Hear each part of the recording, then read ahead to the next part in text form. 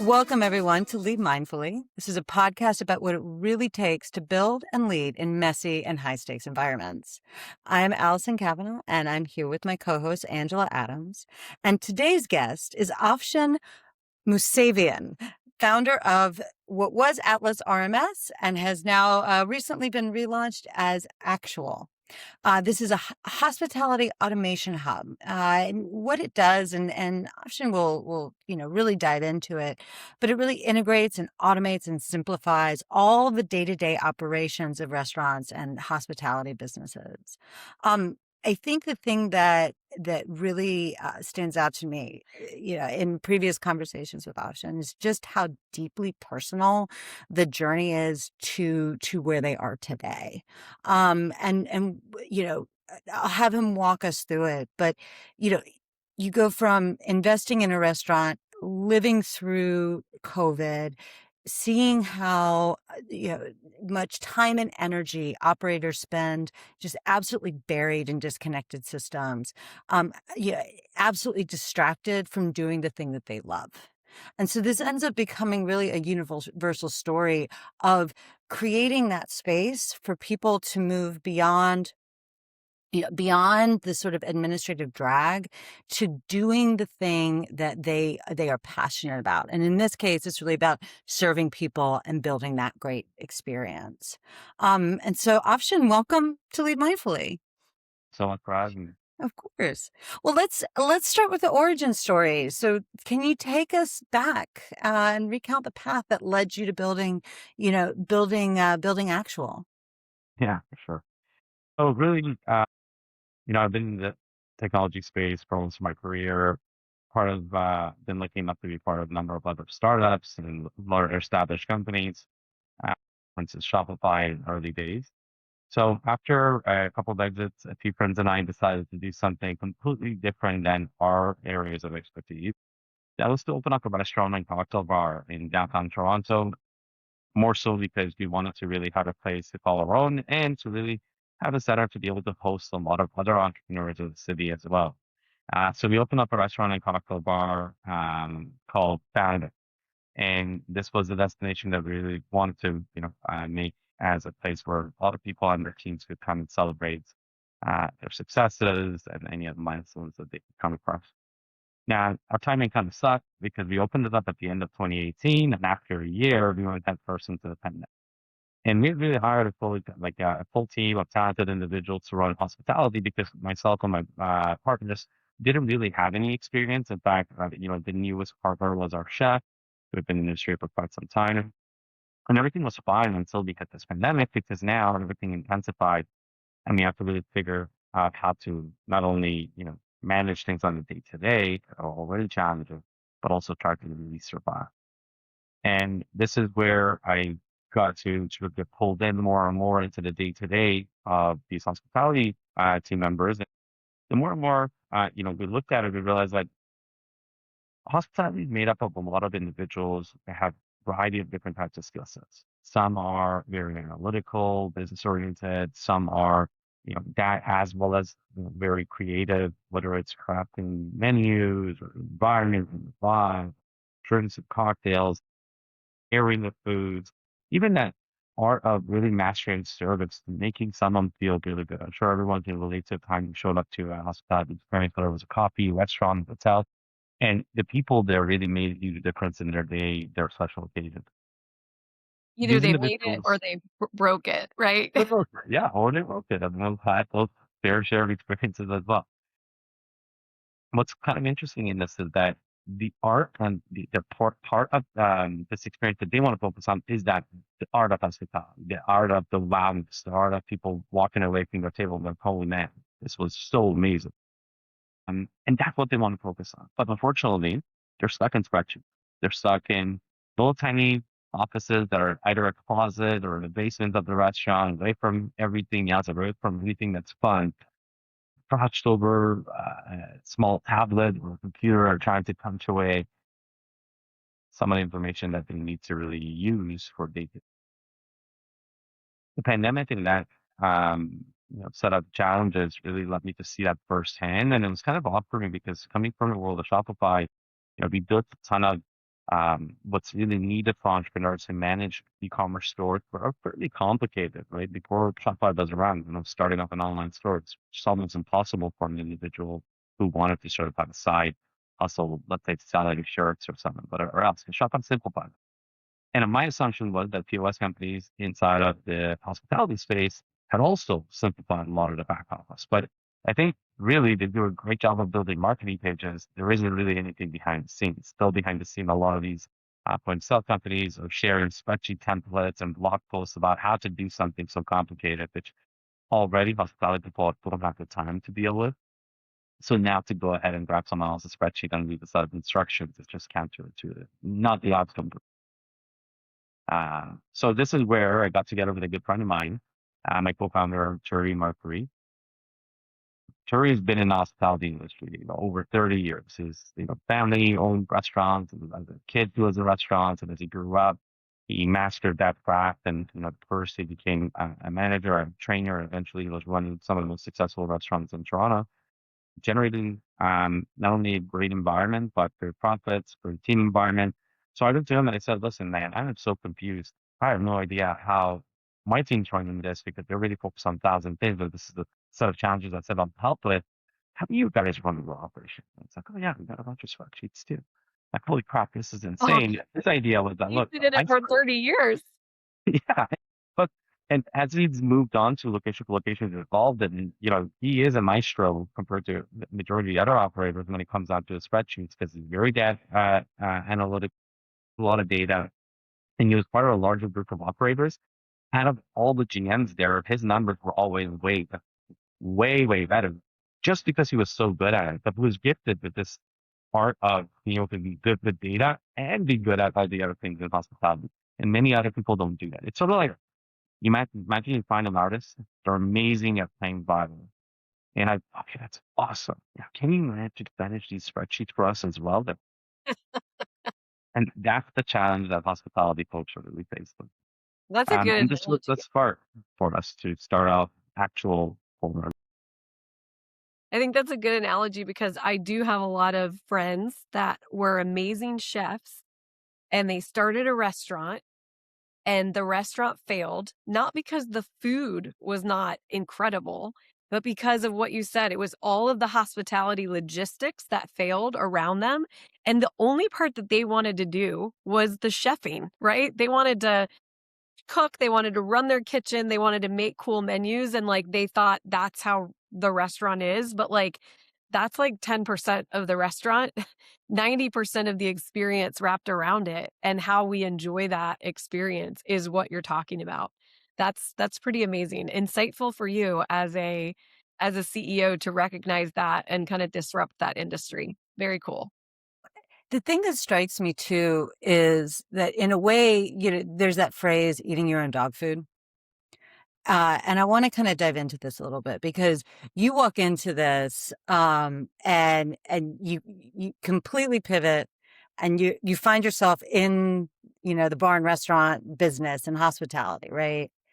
And then you identify a solution. You have the skills because you've solved this problem before, right? Or you identify a problem. You have the skills because you've solved this problem before.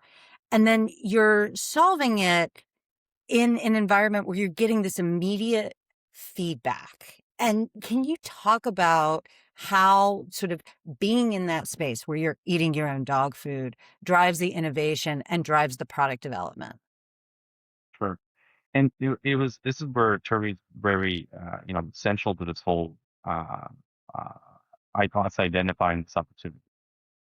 He'd already, you know, been in there. He'd seen this. For me, it was my first restaurant. So I'm looking at it and thinking, oh, I'm the new guy on the block. I have no idea what I'm doing. I'm using the wrong tools. But he had been there and he'd seen it. He had seen it at small, large operators, teams of 10 to teams of 200. And he had figured out, okay, if I can actually organize a set of tasks, we can actually get consistency in this world of chaos. So for him, that sort of idea and the spark was, look, we need to have systems. What I added to it was that, okay, great, well, we could build those as products. And now here's how we can go after it. And that's where this sort of partnership really works because he has the industry expertise. I have the expertise on the other side. and we start to see, okay, can we build something? And we did start for our own sort of, uses. And he was using it as his operation that he was managing. And then he started to sort of like build out those things for us as spreadsheets, which we then translated into our MVP. And then from there, more and more feedback was coming from our team about what's working and what's not. But what was really interesting is we came at this, both of us again, what we were both wrong about was, okay, well, we care about profitability and we care about performance. Everybody should care about profitability. Like, why would you money to this if you don't want to be Right. profitable? But then we realized that no, getting daily reports that tells you how profitable or not profitable you are is not top of mind for operators. And that was a real big shock. Why? How could that not be the most important thing to you? Because in their world, the systems that are in place, the processes that are in place, would meant that, you know, 14 days into February, you're getting your P&L, or profit and loss statement for January. There was nothing you could do about it. It's already, money's been spent, schedules were already mismanaged. People didn't earn as much tips as they wanted to because you didn't plan things out properly. You're, instead of trying to get sort of occupied with, oh my God, I messed that up, you have to focus now in February. Like, oh my God, Valentine's is coming up. Let's make sure everything's okay. And then you're performing, and then you don't know how you did till March. And you're always in this Lagging. state of, man, I could have done better. And we thought that getting the data to your fingertips, like, so that today where you at with your targets, would be the most important thing, but it wasn't. So then this is where we have to go back to the drawing board and start to talk to the operators about what is it that is profitability.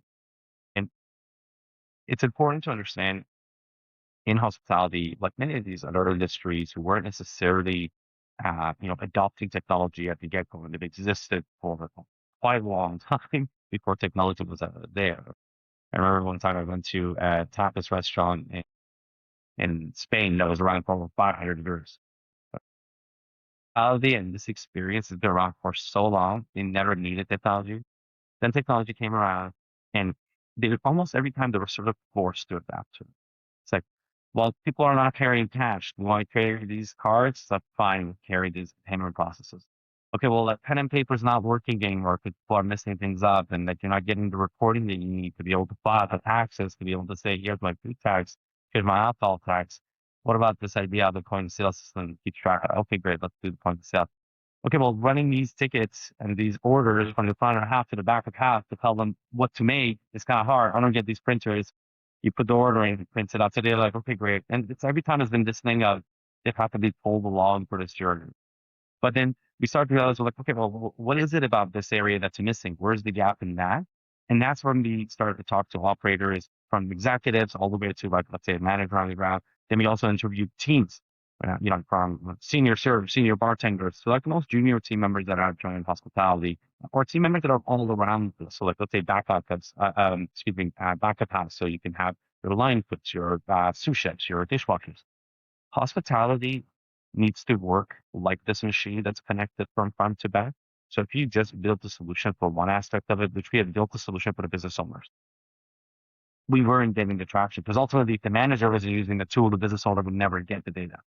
For So then sure. here we realize that, holy crap, the thing that we all talk about, the thing that's the biggest pain in the butt right now is tip management. Tip management comes with three key challenges that are true anywhere in the world where there's tipping. That is tip division. So there is rule, there are spreadsheets, again, back into that manual idea. Then there is tip distribution, getting the money to the people. This is what you're not going to believe. Most people that have followed this do, they just can't believe it. Imagine you're sitting at a restaurant on a Friday and a farmer truck pulls up and they bring out cash and they bring it to the basement. What the heck is happening? They're like, yeah, these are the tips. Now the two managers are going to go downstairs, park this money and put it in envelopes. So, that's the second part of it. And then the third part is compliance, because there is federal compliance that, let's say in the US, you have IRS, and then state compliance, which would be the labor laws. And in Canada, it's the same thing. Federally, Canada Revenue Agency, CRA, essentially the provinces and districts, ministries of labor. So you have to navigate these three things for tips to work. But the end result is, as a server, I got tipped $500 today. Why am I getting 287? I need to know transparently, how did you break it down? When can I get this money?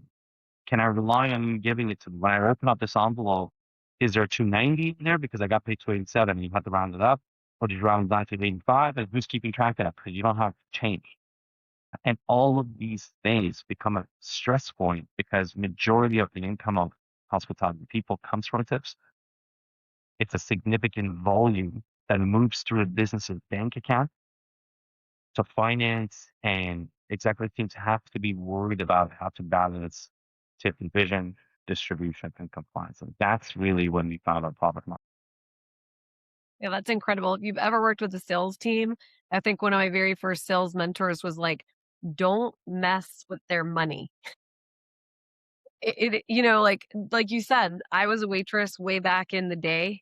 If I made this money, I wanted to walk away with that money. And the second that they took that money out of my hand and started dividing it up, I'm like, whoa, whoa, whoa, whoa, whoa, whoa, whoa. What's going What is on? that? Yeah. So that's amazing that you recognize this because, like you said, this has been going on for hundreds of years. That tips did not just start. um, Yeah. that's great. So what prompted the name change recently and the rebrand? No, that's a great question too. But so this just happened this past week for us. So when we came up with the name Atlas, it was just a placeholder for us. So just a placeholder. We'd always decided that, hey, you know what, we're gonna change this name up. So that's why even in our first few years, we've not spent any money on SEO. We've not spent any money on advertising at all. One thing that's really unique to our business, which is very unique in hospitality tech industry, is that 90% of our leads are inbound, which is unreal for the investors Incredible. because one of the biggest challenges in southern hospitality tech is that, well, you're trying to sell a POS, a payment processor, a reservation system, or a tip management tool. And guess what? You're relying on the guy who's trying to sell paper straws and napkins and wants you to try this new tequila that they have. And all of you are trying to get a hold of this manager who's this person who's sort of trying to get away. It's got a million things to do. They never have Very a minute elusive. to Yeah. spend. Investors are like, oh, there is no way you could build a scalable business if you have to go knock down on doors and try to convince from the user manager to the buyer, the owner, why they need this.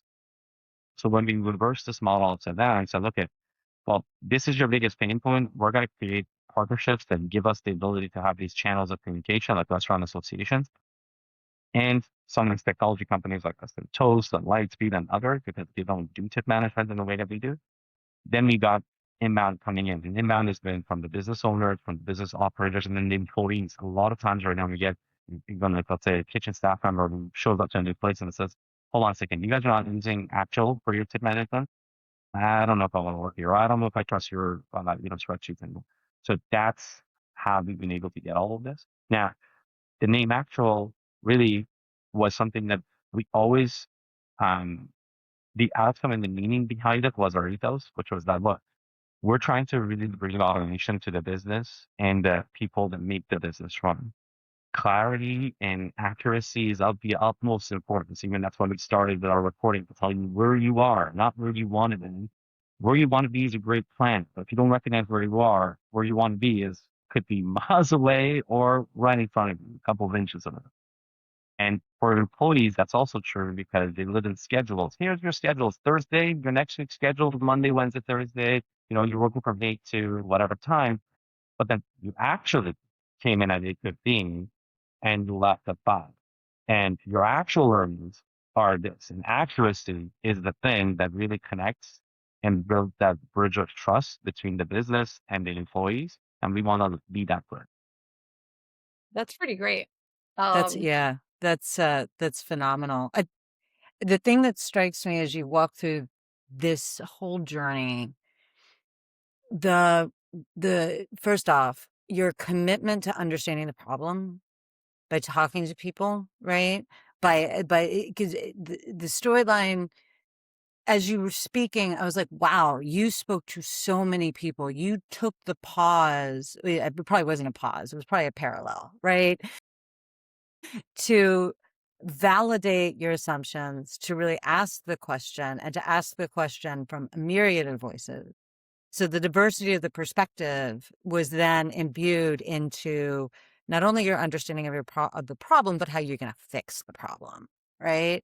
And it's interesting because as you were talking about that, I was like, the first word I wrote down was trust, because my next question was going to be, well, how are you building the trust? Because if I too have done my fair share of waiting some tables, and I remember at the end of the day, having that tip amount, having those dollars in my hand, and that there's a huge amount of trust that has to go into that stack of money that I'm taking home, right?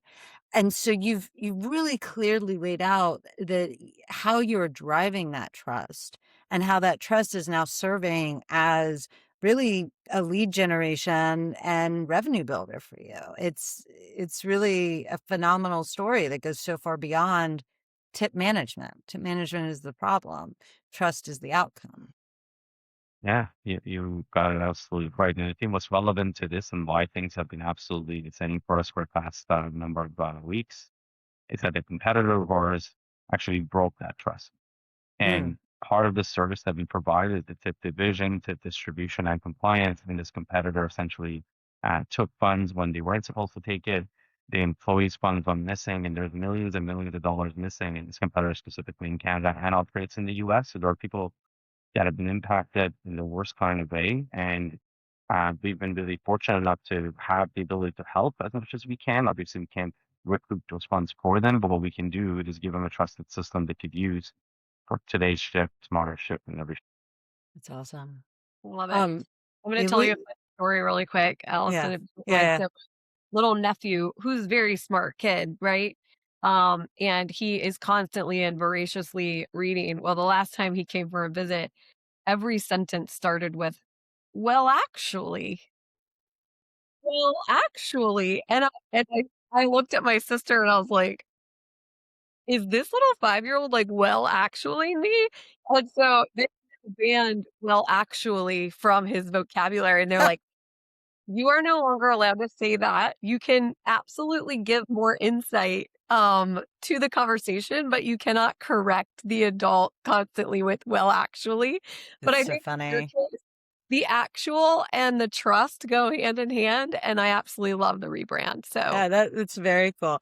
I I want to land on or finish up with one last question. It's really about leadership. So you went from you know leading organizations with Shopify and completely pivoting, and now leading in what is ostensibly a new space for you. Probably not that new since it's been COVID, but what's changed? Like, how have you grown, or what's changed in your leadership as you've navigated sort of this chaos, the chaos that are startups, right? Sure. And I think, it's a really good question because I think we're all in a state of continually evolving in one way or another.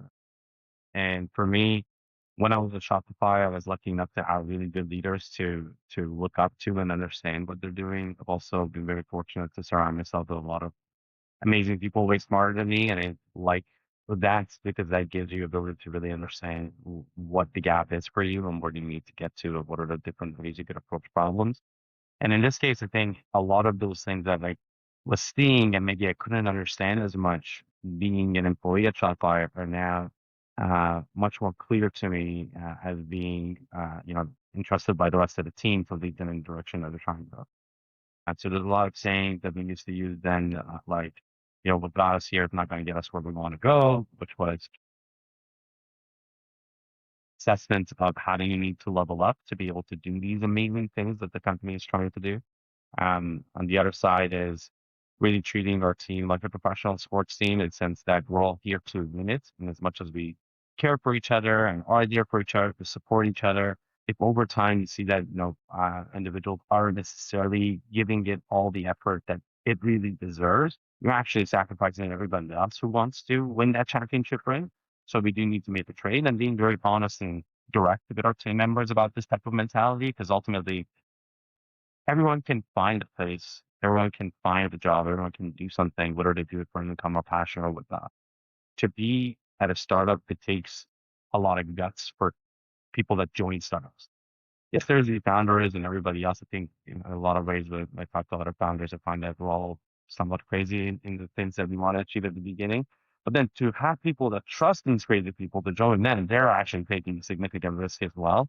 So For sure. constantly be mindful of that and make sure that communication is clear and so that you're not leading them astray or you're not really misdirecting the expectations that should be there for this type of environment. Those are the things that I constantly try to be mindful of. And now it makes a lot more sense to me than the time I was part of someone else's crazy. That's awesome. That's really, I love that. It's kind of always the person that you can have one person kind of dancing alone. It's the second person that gets on the dance You got floor, right? That you have to applaud because they're doing it, right? They've I'll committed. match my dance. Yeah. I love it. Well, I want to thank you so much for joining us. This was a great conversation. I can't wait to see where Actual goes and just see the rest of your journey. And thank you for the time. And Afshin, if anybody is sitting here listening to this and wondering like, "Ooh, I want this," what path do you send them down? With regards to being sort of joining us or joining the, Yeah, starting their own journey. no, Choosing Yeah. you. Yeah. Well, yeah, I mean, like we are definitely in our growth phase right now. We're hiring all roles from account executives, account managers, engineering, operations. So if Awesome. anyone's interested, please do reach out. We're now at onactual.com and find us on LinkedIn or email hello@onactual.com would be great. We are looking to double our size by the end of this year again. So we'd love to get other talented people who are as passionate about what we're passionate about, which is really bringing more automation to hospitality and letting people focus on the art of hospitality rather than management. That's spreadsheets. I love it.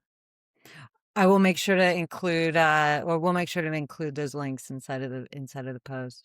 I want to Fantastic. so I want to thank everybody for listening to today's episode. If this conversation resonated with you, please make sure to follow, rate, share. We're on Spotify, Apple Podcasts, YouTube, or wherever you get your podcast. So thanks, everyone. Thank you.